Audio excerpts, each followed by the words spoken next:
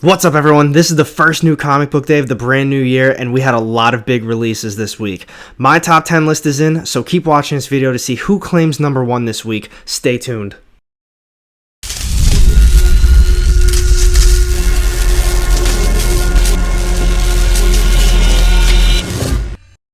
Welcome back, everyone. AR Comics here, and today I'm going over my top 10 list for the first new comic book day of the brand new year, January 6th, 2021.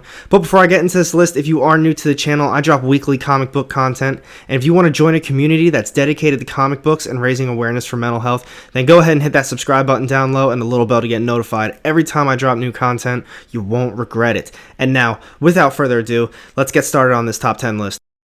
So in my opinion, I thought this was an awesome new comic book day. We had a lot of big releases come out, and even DC dropped their future state. Sadly, I couldn't get all of the DC books. With all the other stuff I got on top of that, that would have been a lot of money for me, and I just couldn't afford all of it. But coming in this week, at number 10, it's like nothing's changed.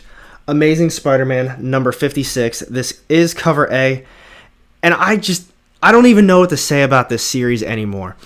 This is a brand new arc, supposedly. And honestly, the way they set it up, it does feel like a new arc because they didn't even finish what they were doing with Kindred.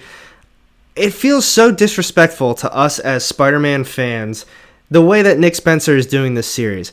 They kept building up and building up Kindred, that he's this big badass guy, and now all of a sudden he's just kind of frozen in this cube. Norman Osborn's got his own things going on. Kingpin's in it too, and he's got his own separate plans.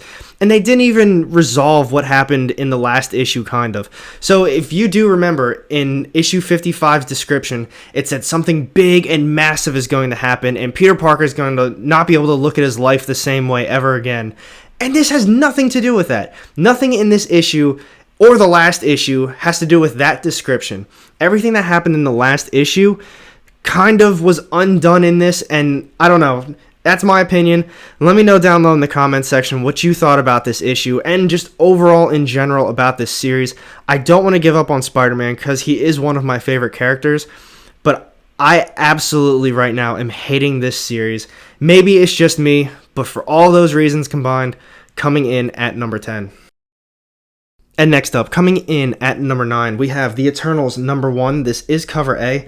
And honestly, I'm not really too sure how I felt about this issue. I enjoyed the artwork. I really liked the storytelling as well. And I think for those reasons, because it's Esad Ribic and Kieran Gillen, and I really like both of them, and that's why I think I picked it up. But overall, I've never really been a huge Eternals fan. I don't know the characters very well, and I haven't read a lot of the prior events, so I don't know their backstories. And this issue really isn't for brand new readers, in my opinion. So I had to look up some stuff that's happened in the past. This takes place, so if you don't want to hear spoilers, there's going to be spoilers right now. This takes place from what I was reading after the events of the 2018 Avengers run by, I think it was Jason Aaron.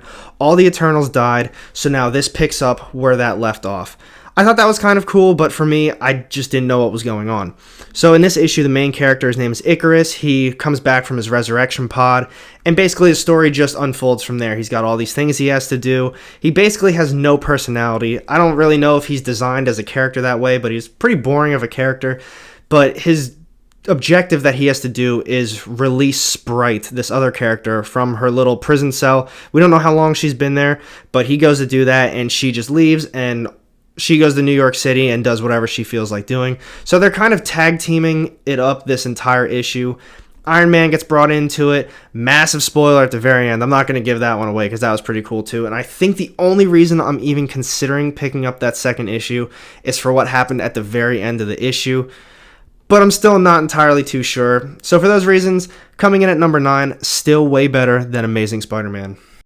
And now we have coming in at number 8, Knock 'em Dead, number 2. I really like this issue, but the only problem I'm having with it is that it's being told extremely slow. The first issue was very slow, and I felt the same thing about this one. This issue picks up right where the last one left off. He's still in the hospital. He might even be in a coma still, but now he came back from the dead. The doctors are saying he's still dead, but he's alive. I don't know. It's kind of a weird story, but he brought this soul back with him, and he's still trying to figure out what's really going on with that too. And he's trying to communicate with this soul and how they're going to figure out how to resurrect or create their comedy career together. It's alright. I think they're moving too slow at it for me. I might end up dropping this. Let me know down low what you think about it, but for those reasons, coming in at number 8. And now we have coming in at number 7, Firepower number 7. This is another issue I really liked, but it was very slow. This whole series in general is very slow, but I think that this is going to be an extremely long one, so I'm definitely here for the long haul for this series. But this one picks up right where the last one left off. If you can recall, the family was in that massive fight with the ninjas, and this one they pretty much just got away. They think their friend and Owen's old trainer is dead, and you kind of see what happens with that. I'm not going to spoil that. But this whole time, the family is just basically recovering and trying to figure out how to move on from there. Not a lot happened in this issue. It was basically just family talking to each other, kind of coming together as a family. The kids don't want any more secrets. Their parents are there too, like the parents, and they're just acting like grandparents, like, oh, my kids are here, my grandkids are here, it's great. But in reality, they're running away from these ninjas and all that other stuff in the meantime. So I did really like this issue, and I'm actually really excited for the next one. But this one was definitely on the slower side, so coming in at number 7. And now, coming in at number 6, we have Swamp Thing number 1. This is part of DC's Future State. I'm going to be real with you. I have no knowledge of Swamp Thing. I've never read a Swamp Thing issue until this one. I was talking about in my last video how I'd really like to start getting Swamp Thing. I'd like to read the Absolute Editions, the Volume 1 and 2 by Alan Moore. And I thought I still really want to read something. Maybe this will still be a good jumping on point because it is the future state. And I really like this issue despite having no knowledge. It's set in the far future. It's Swamp Thing and his people. And you just kind of see them as a community, and his whole purpose is he's looking for the humans. He's wondering where they went, what happened to them. But the main purpose of the whole issue is you see them all kind of going back and forth. The younger ones are looking at the Swamp Thing. They're asking him questions, while the older ones are a little bit more maybe disgruntled, and they're saying, you shouldn't be talking to him like that. You shouldn't be asking him these questions. He's going to steer you in the wrong direction. His mindset's wrong because all he wants to do is find these humans when he should be focusing on what he has right here. And then eventually they find the human. Some other things happen from there. I don't want to spoil that for you. You should definitely read this yourself. Take it from me, who has zero knowledge of Swamp Thing. I thought the artwork was beautiful, and I thought the story was very well done. I definitely enjoyed this, and I'm looking forward to more Swamp Thing stuff. And now we're down to the top 5 issues of the week. Coming in at number 5, we have Crossover number 3. This is cover A, and I did really like this issue. I still really like the overall series, but I feel like every one of these issues have just been a tease of what's to come. The first one teases the next thing, and then the next issue happens, and nothing really happens with that last thing. Then it leads to a new thing, and I feel like in the last issue, it was talking about how they were going to get to that bubble or the dome where all the superheroes are being held, and they're going to get there. This is going to happen, and then they're going to go from here. And nothing really happened like that. It was still a good story in its own sense, so maybe I was hyping it up for myself, but that's kind of where the story was leading us.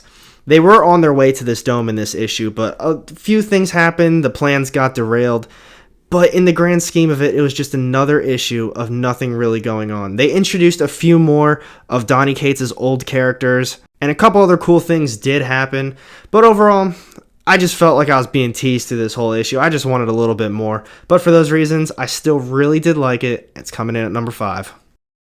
And now, coming in at number 4, we've got Thor, number 11. This is cover A. I really like this issue, and I'm really enjoying this arc so far. I thought this issue was a little bit on the slower side, like almost every other single issue I've talked about so far today.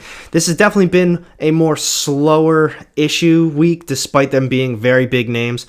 But I love what he's doing with Donald Blake. I really like what's going on with that whole thing. In this issue, you got to see Donald Blake. He met up with Jane Foster. They had a nice little sit down, but she could tell something was a little off with him. And then she dropped a little bit more info on him that he was unaware of. You see some really cool scenes happen. I'm not going to give everything away that happened in those scenes, but I love where they're going with this, and I cannot wait to see how Thor gets out of the little trouble that he's in, stuck wherever Donald Blake was, and they kind of re-meet up. I'm really looking forward to that battle. I think this is part 3 of 6, so that's probably going to happen in the next couple issues. But man, if you're not on this Thor series right now, you need to change that. I'm loving Thor, but for those reasons, coming in at number 4. And now we're down to the top 3 issues of the week. Coming in at number 3, we have Venom, number 32. This is cover B. And before I get into this issue, I've just got to say, I love this cover. I think it is absolutely gorgeous. I really like all of the Alien covers, but for most of these issues, typically I'm a cover A type of guy, so I went with cover A for pretty much all of them. But this one, This one just really stood out to me. I really loved it. But as far as the issue itself goes, I really enjoyed that too. I really like how they're doing this Venom story. So to me, the way I'm reading it is kind of like the King in Black run right now is the main Venom run. And all of these Venom issues feel like the tie-ins to the King in Black run. Just my opinion, but that's what it's kind of feeling like. So this issue picks up where the King in Black issue left off. You saw Eddie Brock, he was kind of falling and he hit the car and, well, spoilers, he didn't make it. So this issue picks up when he hit that car. You saw him kind of go underneath the world, and now he's in the hive mind with all the other people that have ever worn a symbiote. The whole issue is spent him trying to figure out how to get back to his body, how to help Dylan and save the world and everybody else. I really like where they're going with this. I'm sure Eddie's not actually dead. Just right now, he's in a hive mind. He'll figure out how to do it. Maybe. I don't know where Donny Cates is going with this. He, for all we know, is going to end up killing off Eddie, and Dylan Brock is going to be the new Venom. But that's all speculation. But for the issue, I like what they're doing with it. I think it's really cool how they're still keeping Eddie involved despite him tragically hitting that car and not making it. I think he's going to make a big comeback, and they did bring someone in at the very end of the issue that I thought was awesome too, and I cannot wait to see where they go with this one. So do yourself a favor, make sure you're reading Venom. It's a great series. Next up, coming in at number 2, we have Miles Morales, number 22. This is cover A. I love this issue. I thought it was so well done. It was very nice and just like a wholesome read. So nothing really crazy happened in this issue. It is a brand new arc, and in my opinion, it is a great jumping on point for new readers. If you are interested in Miles Morales, this is the issue that you want to hop on. Obviously, there's probably some good jumping on points in the past, but there were so many arcs that kind of built on each other, and this last one just ended, and it pretty much wrapped every single thing up, and now this is just a fresh story. They hit a little bit of parts that happened in the past, but they didn't really talk about it too much. But as far as this issue goes, and speculation purposes, I definitely think this is something people should be talking up a little bit more. So Miles and Starling, they introduced themselves to each other, they now know each other's secret identities, and they kissed. So this might solidify themselves as kind of like a little love interest. They know each other's identities. No one else knows either of their identities. And this just honestly could be a big issue. The rest of the issue went, they were hitting it off. They fought a monster together. It was basically just like a little date issue with Starling and Miles. That's kind of how it felt to me. But like I was saying, it just felt like a really nice, wholesome issue, and it was a great read. Let me know down low in the comment section what you thought about this Miles issue, because I don't think enough people are talking about it right now. And here it is, my top choice of the week. Coming in at number 1, we have The Next Batman, number 1. This is part of the DC's Future State. I love this issue. I thought it was really cool. The artwork was incredible to me. I thought it was very well done. So this issue, the way it was set up, is it's split into different little mini issues. They got Batman, Katana. I think there's 2 other groups, the Arkham Knights, and maybe someone else in here too. Obviously, some of the mini issues, some were better than the other ones. Like the Batman one, I thought that was awesome. Same with Katana. Those first 2, maybe 3, were really good. I wasn't a huge fan of the final one. But overall, I'm really looking forward to where they're going with Batman and this whole DC Future State. I wish I could have picked up all of them, obviously, because of, money. I couldn't really get every single one of them. I still think I am going to end up getting Wonder Woman, maybe Superman as well. But this was a pretty heavy week for me. I had to pick and choose what I wanted. But if you were on the fence with this, I think you should definitely be picking up this Batman issue. I thought it was really well done. Same thing with Swamp Thing. I thought that was really cool too. Let me know down low in the comment section what you thought about this issue and which other DC Future States you think I should be picking up. But for all those reasons, definitely coming in at number 1. So what do you guys think of the first new comic book day of the brand new year? Honestly, in my opinion, I thought despite them being big name titles and even DC's Future State stuff came out, I thought the issues were a little bit more on the slower side. I realized some of them were bridge issues that were going to lead to the next big battle or the next big thing that was going to happen. But personally, the first new comic book day, all these big names, I just wanted something a little bit more. Let me know down low what you thought about it and which one your favorite issue was this week. But thank you for watching my video. If you did enjoy it, make sure you hit that thumbs up button. And if you don't want to miss out on any of my upcoming content, hit the subscribe button down low and the little bell to get notified every time I drop new content. You won't regret it. And I've got 2 more videos sitting off to the side here with more of my comic book content. Click on one of those and I'll see you in the next one. Have a good day.